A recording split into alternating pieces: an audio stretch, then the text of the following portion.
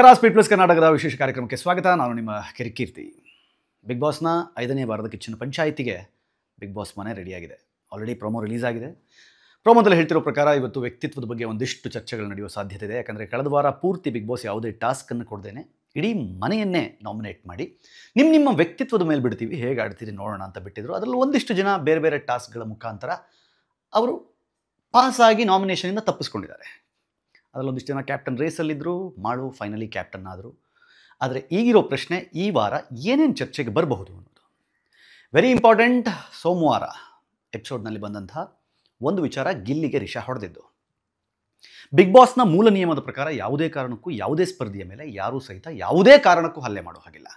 ಅದು ನಗಾಡ್ಕೊಂಡೋ ತಮಾಷೆಗೋ ಅದಾಗಿರ್ಬೋದು. ಈ ಹಿಂದೆ ಸಹಿತ ಭವ್ಯ ಹನುಮಂತುಗೆ ಹೊಡೆದಾಗ ಒಂದು ಎಕ್ಸ್ಕ್ಯೂಸ್ ಕೊಟ್ಟಿದ್ರು. ಬಿಕಾಸ್ ಆಟದ ಮಧ್ಯದಲ್ಲಿ, ಆಟದ ಭರದಲ್ಲಿ ಭವ್ಯ ಅದನ್ನು ಮಾತಾಡಿದ್ರು ಅನ್ನುವ ಕಾರಣಕ್ಕೆ, ಅಥವಾ ಹೊಡೆದಿದ್ರು ಅನ್ನುವ ಕಾರಣಕ್ಕೆ ಸುದೀಪ್ ಸರ್ ಒಂದು ವಾರ್ನಿಂಗ್ ಕೊಟ್ಟುಬಿಟ್ಟಿದ್ರು. ಆದರೆ ಒಂದು ಸ್ಪೆಷಾಲಿಟಿ ಏನಿತ್ತು ಅಂತಂದರೆ, ಭವ್ಯ ಹೊಡೆದಾದ ಕೂಡಲೇ ಹನುಮಂತು ಹತ್ರ ಸಾರಿ ಕೇಳಿದರು. At the same time weekend ಎಪಿಸೋಡ್ನಲ್ಲೂ ಸಹಿತ ಲಿಟ್ರಲಿ ಕಣ್ಣೀರು ಹಾಕ್ಕೊಂಡು ಹನುಮಂತು ಹತ್ರ ಸಾರಿ ಕೇಳಿದರು ಭವ್ಯ. ಆ ಕಾರಣಕ್ಕೋಸ್ಕರ ಭವ್ಯ ಅವತ್ತು ಸ್ವಲ್ಪ ಒಂದು ಹಂತ ಮೇಲೆ ನಿಂತ್ಕೊಂಡ್ರು. ಆದರೆ ಇಲ್ಲಿ ರಿಷಾ ಗಿಲ್ಲಿಗೆ ಹೊಡೆದ ಮೇಲೂ ಸಹಿತ ಅದನ್ನು ಡಿಫೆಂಡ್ ಮಾಡ್ಕೊಳ್ಳೋ ಪ್ರಯತ್ನವನ್ನು ಮಾಡಿದರು. ತಾನು ಮಾಡಿದ್ದು ಮಾತ್ರ ತಮಾಷೆ, ಆದರೆ ಗಿಲ್ಲಿ ಮಾಡಿದ್ದು ತಮಾಷೆ ಅಲ್ಲ ಅಂತ ಹೇಳಿ ಅವ್ರ ಜೊತೆಗೆ ಜಗಳ ಆಡಿ ಅದನ್ನು ಬಹಳ ದೊಡ್ಡ ಸೀನ್ ಆಗೋ ಥರ ಮಾಡಿ, ಅದೊಂದು ಪ್ರೊಮೋ ಕಂಟೆಂಟ್ ಆಗೋ ಥರ ಮಾಡಿ, ಸೋಮವಾರದ ಎಪಿಸೋಡ್ನಲ್ಲಿ ಬಹಳ ದೊಡ್ಡ ವಿಚಾರ ಅದು ಅನ್ನೋ ಹಾಗಾಯಿತು. ಮಾಧ್ಯಮಗಳು ಸಹಿತ ಅದನ್ನು ಪಬ್ಲಿಷ್ ಮಾಡಿ ಹೊರಗೆ ಹೋಗ್ತಾರೆ ರಿಷಾ ಅನ್ನೋ ಥರದಲ್ಲಿ ಮಾತಾಡಿದರು. ಆದರೆ ಅವತ್ತಿನ ಎಪಿಸೋಡ್ನ ಕೊನೆಯಲ್ಲಿ ಒಂದು ವಿಶೇಷ ಸೂಚನೆ ಕೊಟ್ಟರು. ಏನು ಇವತ್ತು ಮೂಲ ನಿಯಮಕ್ಕೆ ಧಕ್ಕೆ ಆಗಿದೆ ಅದರ ಬಗ್ಗೆ ಸುದೀಪ್ ಅವರು ವೀಕೆಂಡ್ನಲ್ಲಿ ಮಾತಾಡ್ತಾರೆ ಅಂತ ಹೇಳಿದರು. ಸೊ ಹಾಗಾಗಿ ಇವತ್ತು ಅದರ ಬಗ್ಗೆ ಚರ್ಚೆ ನಡೆಯುವ ಸಾಧ್ಯತೆಗಳು ನಿಚ್ಚಳವಾಗಿದೆ. ಅದ್ರ ಜೊತೆಗೆ ಮತ್ತೊಂದು ವಿಷಯ ಏನು ಅಂತಂದರೆ, ಈ ವಾರ ಕಂಪ್ಲೀಟ್ಲಿ ನಡೆದ ಒಂದು ಚರ್ಚೆ ಏನು ಅಂತಂದರೆ, ಅಶ್ವಿನಿ ಅವರು ಹೇಳೋ ಪ್ರಕಾರ ರಕ್ಷಿತಾ ಕಲಾವಿದರನ್ನೆಲ್ಲ ಅಡ್ರೆಸ್ ಮಾಡಿ ಚಪ್ಪಲಿ ತೋರಿಸಿದ್ಲು ಅಂತ. ಅಶ್ವಿನಿ ಕೊಡುವ ಅಂದರೆ ವೋಟಿಂಗ್ ಏನೋ ವಿಚಾರ ಬಂತಲ್ಲ, ನೀವು ಕೊಡುವ ವೋಟ್ ನನಗೆ ಬೇಡ, ನಾನು ಅದನ್ನು ತುಳಿತೀನಿ ಅನ್ನುವ ಅರ್ಥದಲ್ಲಿ ರಕ್ಷಿತಾ ಹೇಳಿದ್ದನ್ನು ಅದನ್ನು ಸ್ವಲ್ಪ ಮ್ಯಾನಿಪುಲೇಟ್ ಮಾಡಿದ್ರು ಅನ್ನುವ ಅರ್ಥದಲ್ಲಿ ಜನಗಳು ಸಹಿತ ಮಾತಾಡ್ತಾ ಇದ್ರು. ಪ್ರೇಕ್ಷಕರು ಸಹಿತ ಅದನ್ನು ಕಡಾಖಂಡಿತವಾಗಿ ಅದನ್ನು ವಿರೋಧಿಸ್ತಾ ಇದ್ರು. ಹೀಗಿರುವಾಗ ಸುದೀಪ್ ಸರ್ ಹೋದ ವಾರ ಅದು ಚರ್ಚೆಗೆ ಬಂದರೂ ಸಹಿತ ಅದು ಟೆಲಿಕಾಸ್ಟ್ ಆಗಿಲ್ಲ ಅನ್ನುವ ಕಾರಣಕ್ಕೆ ಸೈಡಿಗಿಟ್ಟಿದ್ರು. ಆದರೆ ಈ ವಾರ ಮುಖಕ್ಕೆ ಮಸಿ ಬಳಿಯುವ ಟಾಸ್ಕ್ ಕೊಟ್ಟಾಗ ಗಿಲ್ಲಿ ಅದನ್ನು ಸ್ಪಷ್ಟವಾಗಿ ಉಲ್ಲೇಖ ಮಾಡಿ, ಯಾವುದೇ ಕಾರಣಕ್ಕೂ ರಕ್ಷಿತಾ ಆ ಥರ ಬಿಹೇವ್ ಮಾಡಿಲ್ಲ, ನೀವು ಅದನ್ನು ತಪ್ಪಾಗಿ ಗ್ರಹಿಸಿ ಆಕೆಯನ್ನು ಟಾರ್ಗೆಟ್ ಮಾಡ್ತಿದ್ದೀರಿ ಅಂತ ಹೇಳಿದಾಗ ಅದನ್ನು ತೋರಿಸಲೇಬೇಕಾದ ಪರಿಸ್ಥಿತಿ ಬಂದಿದ್ದಕ್ಕೆ ಇವತ್ತು ಸುದೀಪ್ ಸರ್ ಆ ವಿಚಾರವನ್ನು ತಗೊಂಡಿದ್ದಾರೆ. ಅದರದ್ದು ಪ್ರೋಮೋ ಸಹಿತ ಆಲ್ರೆಡಿ ಹೊರಗಡೆ ಬಂದಿದೆ. ಆ ಪ್ರೋಮೋದಲ್ಲಿ ಹೇಳುವ ಪ್ರಕಾರ ರಕ್ಷಿತಾ ಯಾವುದೇ ಮಿಸ್ಟೇಕನ್ನು ಮಾಡಲಿಲ್ಲ, ಕಲಾವಿದರಿಗೆ ಅವಳು ಚಪ್ಪಲಿಯನ್ನು ತೋರಿಸಲಿಲ್ಲ.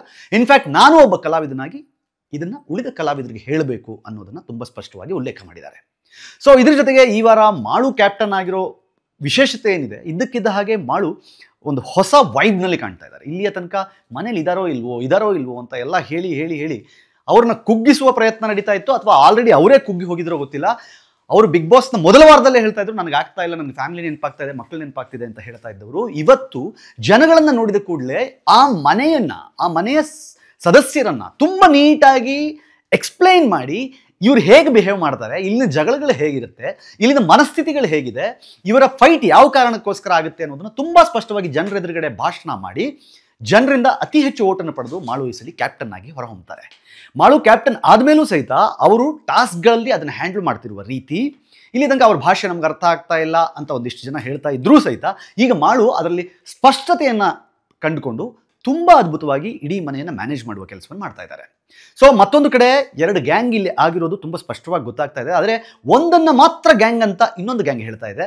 ಆದರೆ ಮತ್ತೊಂದು ಗ್ಯಾಂಗ್ ಇನ್ನೊಂದನ್ನು ಗ್ಯಾಂಗ್ ಅಂತ ಹೇಳ್ದೇನೆ ಅವ್ರದ್ದೊಂದು ಗುಂಪನ್ನು ಟಾರ್ಗೆಟ್ ಮಾಡುವ ಕೆಲಸವನ್ನು ಮಾಡ್ತಾ ಇದೆ. ಆಲ್ರೆಡಿ ಬಕೆಟ್ ಗ್ಯಾಂಗ್ ಅಂತ ಸೋಷಿಯಲ್ ಮೀಡಿಯಾದಲ್ಲಿ ಬಹಳ ದೊಡ್ಡ ಮಟ್ಟದ ಚರ್ಚೆನೂ ನಡೀತಾ ಇದೆ. ಆ ಬಕೆಟ್ ಗ್ಯಾಂಗ್ ಯಾರು ಅನ್ನೋದನ್ನು, ಅಂದರೆ ಜನಗಳು ಹೇಳುವ ಪ್ರಕಾರ ಹೇಳೋದಾದರೆ, ಅಲ್ಲಿ ಅಶ್ವಿನಿ ಅವ್ರನ್ನ, ರಾಶಿಕಾ ಅವ್ರನ್ನ, ರಿಷಾ ಅವ್ರನ್ನ, ಧ್ರುವಂತ್ ಅವರನ್ನ ಮತ್ತು ಕಾಕ್ರೋಚ್ ಸುದಿ ಅವರನ್ನ ಸೇರಿಸ್ಕೊಂಡು ಈ ಗ್ಯಾಂಗ್ ಅನ್ನೋದನ್ನು ಸೋಷಿಯಲ್ ಮೀಡಿಯಾದಲ್ಲಿ ತುಂಬ ಹೆಚ್ಚಿನ ಮಟ್ಟದಲ್ಲಿ ಟಾರ್ಗೆಟ್ ಮಾಡಲಾಗ್ತದೆ. At the same time Gilli ಎಲ್ಲರನ್ನ ಮನವೊಲಿಸಿ, ಗೆಲ್ಲಿಸಿ ಮತ್ತು ನಗಿಸುವಂತಹ ಪ್ರಯತ್ನವನ್ನು ಮಾಡ್ತಾ ಇರಬೇಕಾದ್ರೆ ಇಡೀ ಮನೆಯ ಒಂದಿಷ್ಟು ಜನ ಗಿಲ್ಲಿಯನ್ನು ಪರ್ಟಿಕ್ಯುಲರ್ಲಿ ಪರ್ಸ್ನಲ್ ಟಾರ್ಗೆಟ್ ಮಾಡಿ ಅವನ ಕಾಮಿಡಿ ಕೆಲವು ಕಡೆ ಅತಿರೇಕ ಅಂತ ಅನ್ನಿಸಿರ್ಬೋದು. ಆದರೆ ಒಂದು ಶೋಗೆ ಬೇಕಾಗಿರುವ ಮನರಂಜನೆಯನ್ನು ಕೊಡ್ತಾ ಇರುವಂತಹ ಗಿಲ್ಲಿ ಮನೆಯ ಒಳಗಿರುವ ಸದಸ್ಯರಿಗೆ ಅಷ್ಟು ಇಷ್ಟ ಆಗ್ತಾ ಇಲ್ಲ. ಆದರೆ ಮನೆಯ ಹೊರಗಡೆ ಗಿಲ್ಲಿಗೆ ಬಹಳ ದೊಡ್ಡ ಮಟ್ಟದ ಫ್ಯಾನ್ ಬೇಸ್ ಕ್ರಿಯೇಟ್ ಆಗಿದೆ.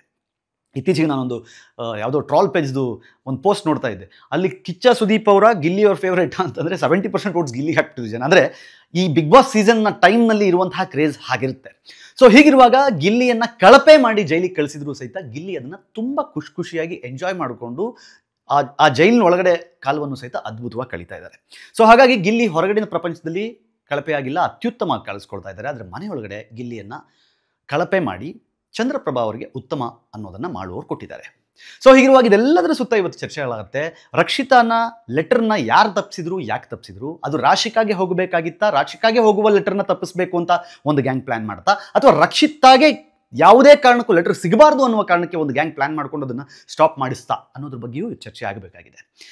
At the same time Gilli ಮತ್ತು ಕಾವ್ಯ ಜೋಡಿ ಅವರು ಅವರದ್ದೇ ಆದ ರೀತಿಯಲ್ಲಿ ಆಟವನ್ನು ಆಡಿಕೊಂಡು ಇಡೀ ಮನೆಗೆ ಅವರು ಒಬ್ರಿಗೊಬ್ರು ಡಿಪೆಂಡೆನ್ಸಿ ಥರ ಕಾಣಿಸಿದ್ರು ಸಹಿತ ಹೊರಗಡೆ ಪ್ರಪಂಚಕ್ಕೆ ಅವರಿಬ್ಬರು ಒಂದು ಅದ್ಭುತವಾದ ಪೇರ್ ಅನ್ನೋ ಥರ ಕಾಣಿಸ್ತಾ ಇದ್ದಾರೆ. ಇನ್ ದ ಸೆನ್ಸ್ ಆಟದ ವೈಖರಿಯಲ್ಲಿ ಲೆಟರ್ನ ವಿಚಾರದಲ್ಲಿ ಎಲ್ಲರೂ ಸಹಿತ ಕೆಲವರು ಎಮೋಷ್ನಲ್ ಆದರು, ಕೆಲವರು ಕೋಪ ಮಾಡಿಕೊಂಡ್ರು, ಕೆಲವರು ಜಗಳ ಆಡಿದ್ರು, ಏನೇ ಆಗಿದ್ರು ಸಹಿತ ಗಿಲ್ಲಿ ಮತ್ತು ಕಾವ್ಯನ ವಿಚಾರ ಬಂದಾಗ ಗಿಲ್ಲಿ ಎದುರುಗಡೆ ಕಾವ್ಯನ ಲೆಟರ್, ಕಾವ್ಯನ ಎದುರುಗಡೆ ಗಿಲ್ಲಿಯ ಲೆಟರ್ ಇಟ್ಟಾಗ ಕಾವ್ಯ ತುಂಬ ಕ್ಲಿಯರಾಗಿ ಹೇಳ್ತಾಳೆ, ಗಿಲ್ಲಿ ನನ್ನ ಲೆಟರ್ ಎತ್ಕೋತಾನೆ, ಹಾಗಾಗಿ ನಾನು ಅವ್ನ ಲೆಟರ್ ತೊಗೊಳ್ಳೋದಿಲ್ಲ, ಅಪ್ಪಿತಪ್ಪಿ ನಾನು ತೊಗೊಂಡ್ರೆ ಇಬ್ಬರಿಗೂ ಮಿಸ್ ಆಗುತ್ತೆ ಅನ್ನುವ ಕಾರಣಕ್ಕೆ ಗಿಲ್ಲಿ 100% ನನ್ನ ಲೆಟರ್ನ ತೊಗೊಂಡಿರ್ತಾನೆ ಅಂತ ಅವಳು ಏನು ಗೆಸ್ ಮಾಡಿರ್ತಾರೆ ಕಾವ್ಯ.